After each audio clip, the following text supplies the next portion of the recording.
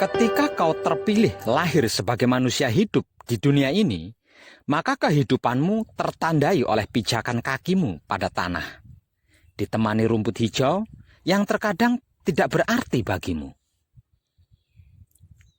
Namun, jangan kau anggap bulan yang jauh terlalu menarik pikiran, batin, dan syahwatmu, karena panca indera cenderung menipu. Jangan pula kau anggap pesona pelangi tidak tertandingi, karena biasanya hanya sementara dan fata morgana. Cukup kau syukuri saja dengan kesadaran rasa cinta kasih sayang yang sadar hidup. Pada hijaunya rimbun, mawar yang setia tertancap kokoh, menyatu bersamamu. Walau kadang mawar itu harus melukai, karena memang ia tercipta berduri. Menang kalah, baik buruk, salah benar, siang malam adalah pesona dunia yang pasti berpudar dalam irama waktunya masing-masing. Permainan dunia serupa senja yang akan hilang tertelan kelam. Dan malam kelam pun akan sirna tergantikan pesona hangat sang surya. Nikmati dengan pikiran atau otak yang bernalar. Syukuri dengan batin atau hati yang bernurani. Dan sadarilah dengan syahwat atau kelamin yang tidak terganggu sirik dan dengki. Laksana lebah. Kadang kau merasakan sengatnya, walau yang kau tuju adalah madunya. Janganlah kamu mencintai, mengasihi, dan menyayangi dunia dan apa yang ada di dalamnya. Jikalau orang mencintai, mengasihi, dan menyayangi dunia dan isinya, maka cinta, kasih sayang akan romo tidak ada di dalam putra itu.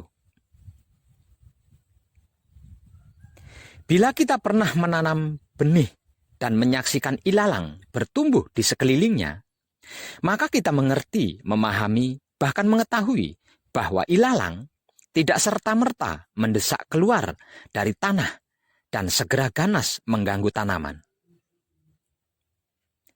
Adalah suatu proses yang bertahap, sangat bertahap, hingga kita tidak akan mungkin bisa melihat itu, bahkan jika kita mengamatinya. Namun, bila kita saat itu memasang kamera dekat tanaman dan memutarnya kemudian, kita akan melihat ilalang tersebut beraksi, menjerat tanaman dalam gerakan lambat. Romo menyampaikan perumpamaan tentang benih yang jatuh di berbagai jenis tanah yang berbeda. Benih yang telah ditabur di tanah, yang dipenuhi ilalang, menjadi tercekik saat mulai bertumbuh. Pengalaman hasil praktek saya di TKP menjelaskan, yang ditaburkan di tengah semak duri ialah orang yang mendengar sabda dawuh itu. Lalu, kekhawatiran dunia ini dan tipuan kekayaan menghimpit sabda dawuh itu, sehingga tidak berbuah, tidak mahanani maksudnya. Ada beberapa orang yang menolak hidup untuk alasan yang tidak tepat, hanya berdalih. Untuk sebagian, mungkin saja adanya pertimbangan akan karir mereka. Mereka punya kehidupan untuk dibiayai. Mereka punya tanggung jawab, mereka punya berbagai hal untuk dilakukan. Terkadang hal-hal tersebut bagi mereka bisa menjadi lebih penting daripada hidup. Yang lainnya akan memilih manusia daripada hidup, tanpa mereka sadari bahwa tanpa hidup mereka adalah mayat yang tidak bisa apa-apa. Akibatnya, semuanya, segalanya, bahkan seluruh tekanan sejawat tidak selesai. Itu dikarenakan kita masih peduli dengan apa yang orang pikirkan. Kita masih ingin orang menyukai kita.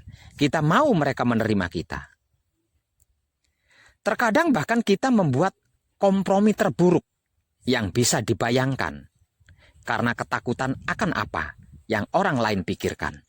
Tetapi jika kita melepaskan beberapa teman atau suatu posisi atau beberapa kesenangan atau hal lain untuk Romo, atau katakan demi Romo, ketahuilah ini, Romo akan menggantikannya bagi putra lebih daripada itu. Ketahuilah para kadangku, Romo adalah segala-galanya, walau segala-galanya bukanlah Tuhan. Contoh, saya juga adalah bagian dari segala-galanya itu, dan saya bukan Tuhan. Uang bagian dari segala-galanya, dan uang bukanlah Tuhan. Walau ada juga orang yang menuhankan uang. Karena Tuhan adalah segala-galanya, maka agama pun tidak penting bagi Tuhan. Agama pun bagian dari segala-galanya. Namun agama bukan Tuhan itu sendiri. Dan agama pun kalah penting bagi manusia dibandingkan dengan Tuhan itu sendiri. Itulah mengapa jangan menuhankan apapun, termasuk jangan menuhankan agama.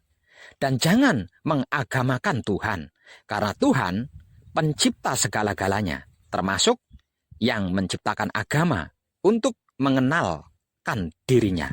Dan bagaimana manusia dan segenap makhluk semestinya bersikap terhadapnya. Bukankah begitu?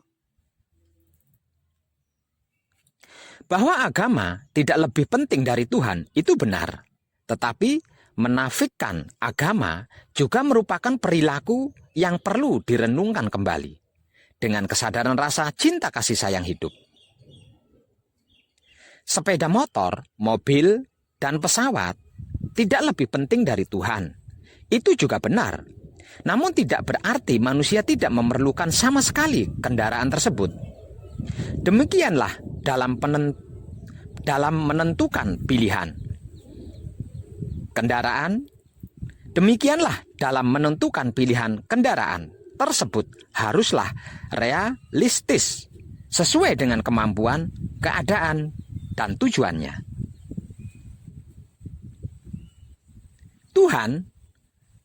Bahwa Tuhan lebih penting dari agama itu benar. Namun, jangan sampai kita keliru menyembah Tuhan yang seharusnya. Misalnya, ada sebagian manusia menuhankan uang, menuhankan jabatan, menuhankan sesama manusia, menuhankan kelamin. Menuhankan kelamin? Emang ada? Ada. Lah itu, yang merasa tidak bisa hidup tanpa si tampan atau si cantik yang amat sangat dicintai, coba kalau tidak punya kelamin, maukah mencintai? Apa itu tidak sama halnya menuhankan kelamin? Bahkan ada yang menuhankan kebebasan hidup itu sendiri. Dengan mengakui dan menuhankan Tuhan yang tepat, maka kita akan takut berbuat dosa atau berbuat keburukan yang dapat merugikan diri sendiri dan merugikan orang lain, atau tidak merugikan sesama manusia atau makhluk, tetapi melanggar aturan hukum alamnya. Karena begitu beragamnya tingkat pengetahuan, kecerdasan, dan pengalaman hidup manusia, maka ada sebagian orang yang masih tidak mengakui akan adanya Tuhan. Ia tidak beragama dan tidak menyembah Tuhan yang manapun. Yang ia tahu bahwa hidup hanyalah makan, seks, dan mengikuti semua ego pamrih arogannya. Entah itu hiburan, perjalanan wisata, atau hura-hura semata. Setiap orang punya persepsi yang tidak sama atas Tuhan, yang ia percaya dan diyakininya. Ada yang mengatakan Tuhan itu esa. Ada yang bilang Tuhan itu 3. Dan ada yang mengatakan Tuhan itu tidak beranak dan tidak diperanakan. Namun juga ada yang bilang bahwa Tuhan itu punya bapak dan punya anak. Ada pula Tuhan itu terlahir oleh manusia, sekalipun tanpa bapak. Semua itu fakta, dan setiap manusia bebas memilih dan meyakininya. Untuk menentukan pilihan yang paling baik dan paling tepat itulah, maka manusia membutuhkan tuntunan tertulis yang dapat dibandingkan satu dengan lainnya. Orang yang sportif dan kesatria selalu siap untuk suatu pertandingan guna menemukan pilihan terbaiknya. Pertanyaannya, apakah ada Tuhan yang salah, yang tidak tepat? Maka jawabannya, tidak ada Tuhan yang salah dan tidak tepat. Yang salah dan tidak tepat itu adalah persepsi manusia atas Tuhan yang telah dipilihnya. Sebagaimana hubungan manusia dengan uang, tidak ada uang yang salah. Namun yang salah adalah perilaku manusia atas uang tersebut. Uang adalah benda mati yang netral, bisa menjadi salah dan tidak tepat karena manusia menghalalkan segala cara untuk mendapatkannya. Seperti perilaku mencuri, korupsi, bahkan saling menipu dan saling membunuh untuk mendapatkannya, serta serakah tanpa mau berbagi kepada yang lemah dan membutuhkannya. Tuhan Maha Segalanya, maka Ia tidak pernah miskin karena banyak memberi hal terbaik bagi hambanya. Bagaimana cara menyikapi Tuhan dengan baik dan tepat itulah, maka manusia membutuhkan tuntunan yang disebut agama melalui kitab sucinya. Bukankah begitu? Agama. Orang sekuler selalu memisahkan makna kata Tuhan dengan agama. Bahkan Tuhan bukan agama dan agama bukan Tuhan. Itu benar. Tetapi tidak berarti untuk mengenal Tuhan tanpa tuntunan sama sekali. Karena tidak ada satupun manusia dapat mengenal Tuhan secara langsung berhadapan dengan Tuhan. Bahkan para nabi mengenal Tuhan pun melalui makhluk bernama malaikat. Sebab bagaimana mungkin bisa mengerti, memahami, dan mengetahui kalau itu Tuhan, kalau tidak ada tuntunannya? Setiap tuntunan yang mengenalkan Tuhan adalah kepercayaan atau keyakinan agama. Namun tidak semua tuntunan yang mengenalkan Tuhan itu berasal dari Tuhan, melainkan ada beberapa yang berasal dari rekayasa manusia. Itulah pentingnya memilih kepercayaan atau keyakinan agama dan kitab suci. Bukan kitab palsu atau kitab abal-abal sebelum memilih Tuhan yang bakal dipuja dan dipujinya.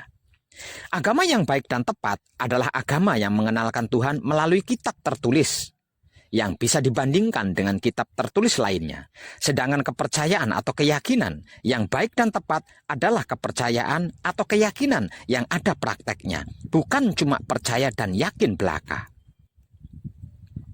Memahami kitab tertulis yang sama saja kadang beda persepsi, apalagi memahami antar kitab tertulis, terlebih jika ada agama yang tidak punya kitab tertulis, maka akan sangat liar pemahamannya karena tidak ada rujukannya. Kitab tertulis yang mengenalkan Tuhan yang dipraktekkan oleh pengikutnya itulah disebut kitab suci. Kitab suci benar-benar akan suci jika yang membuat adalah Tuhan melalui para nabi, bukan dibuat oleh manusia biasa yang penuh khilaf dan dosa, apalagi kitab suci yang sering direvisi. Tuhan adalah maha suci, lagi sempurna, maka tidak akan mungkin membuat kitab suci yang cacat, kemudian direvisi oleh hamba para pengikutnya. Jika ada kitab suci yang direvisi oleh manusia, maka itu berarti manusia lebih pandai daripada Tuhan yang disembahnya. Jika itu terjadi, maka akan sangat aneh. Mestinya Tuhanlah yang wajib berterima kasih pada manusia yang telah menolongnya. Bukankah begitu? Pilihan.